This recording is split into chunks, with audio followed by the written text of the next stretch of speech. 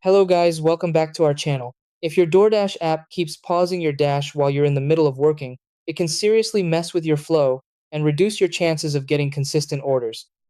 This issue usually shows up when something in the background isn't working properly, like your connection, app permissions, or system settings, and most drivers don't even realize what's causing it. Instead of guessing or constantly resuming your dash again and again, it's better to fix the root of the problem once so your app runs smoothly. In this video, I'll walk you through the exact steps that will help you stay active without unexpected pauses interrupting your deliveries. Try these. 1. Check your internet connection and switch to a more stable network if the signal is weak. 2. Force close the DoorDash app and open it again to refresh its performance. 3. Go to your phone settings and remove any battery or background restrictions for the app. 4. Enable location services correctly. 5. Turn on all DoorDash notifications so incoming orders are not missed. 6. Update the app to the latest version to remove bugs causing auto pause.